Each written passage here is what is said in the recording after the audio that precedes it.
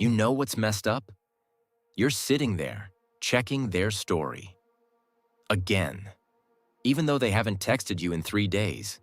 Even though you told yourself last night you were done. And the worst part isn't that you're doing it.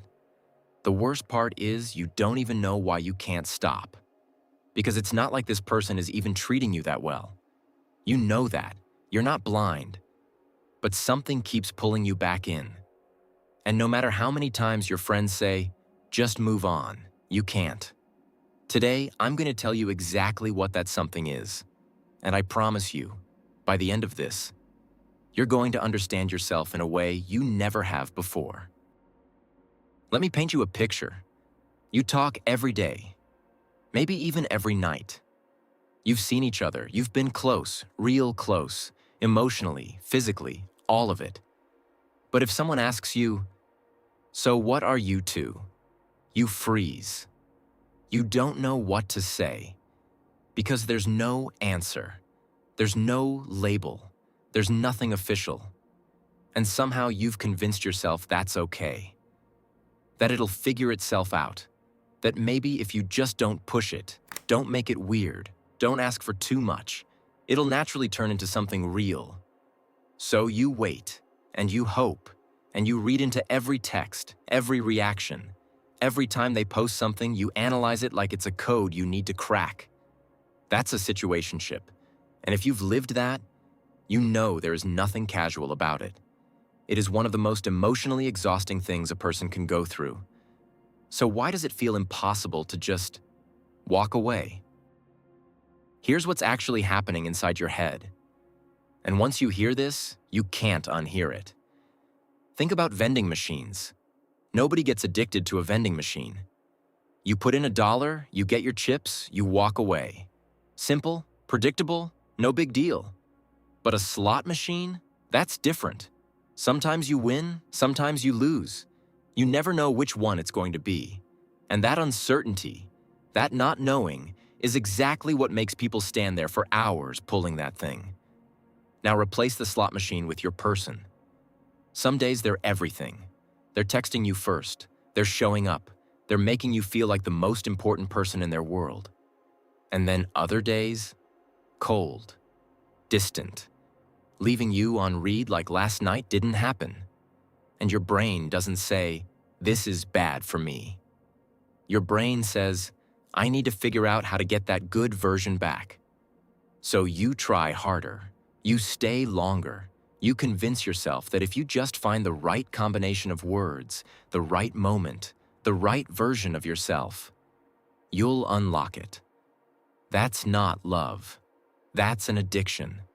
And just like any addiction, the worse it gets, the harder it is to quit. Now here's where it gets really personal. Because not everyone falls into situationships the same way. Some people can walk away from undefined situations pretty easily. They feel the confusion, they don't like it, they leave. But others, and maybe you're one of them, get completely consumed by it. And there's a reason for that. Think about how you grew up. Think about the people who were supposed to love you consistently when you were young.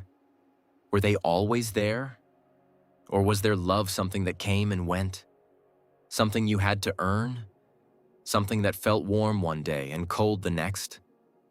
Because if it was, your heart learned something very early on. It learned that love is supposed to feel like this. Uncertain. Something you have to chase and work for and prove yourself worthy of. So when you meet someone who's warm and then pulls away, it doesn't feel like a red flag. It feels like home, even if home was never really safe. You're not in this situationship because you're naive or desperate or don't know your worth. You're in it because your heart recognized a familiar feeling.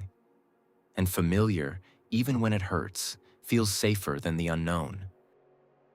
And then there's the hope. This is the part nobody talks about enough. Because the hope isn't irrational. That's the cruel thing about it. You have evidence. Real evidence.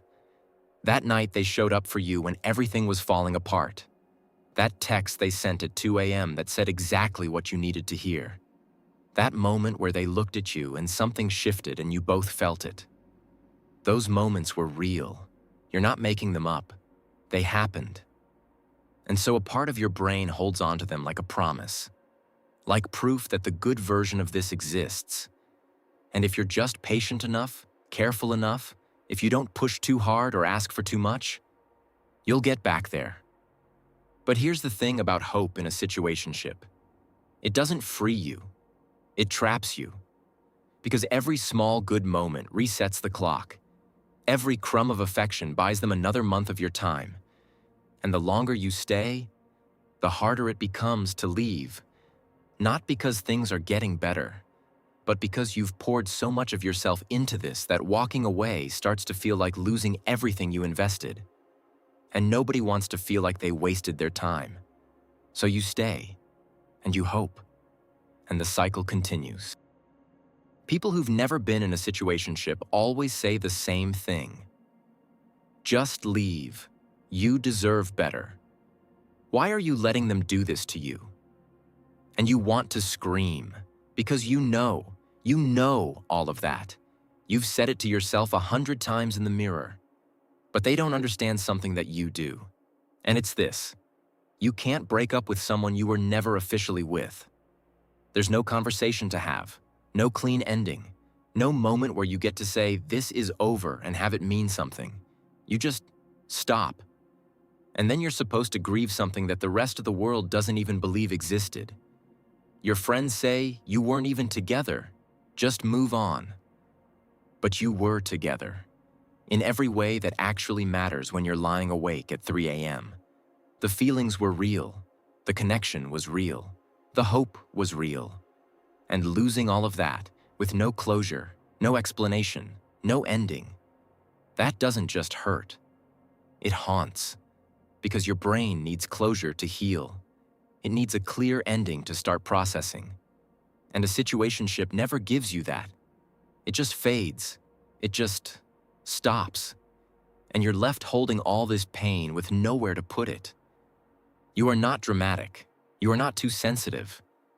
You are a human being who got genuinely attached to another human being. And that is never something to be ashamed of. If you've been in a situationship, or if you're in one right now, I want you to hear this. There is nothing wrong with you for catching feelings. There is nothing wrong with you for staying longer than you should have. There is nothing wrong with you for hoping it would turn into something real.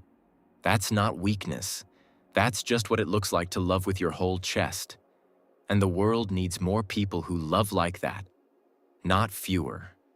The problem was never you. It was the situation. And now you know why it had such a hold on you, which means you also know how to start letting go. If this hit home, share it with someone who needs to hear it tonight. And if you want more of this kind of content, the real stuff, the stuff nobody else is saying out loud, you're in the right place. This is Unspoken Mind, and I'll see you in the next one.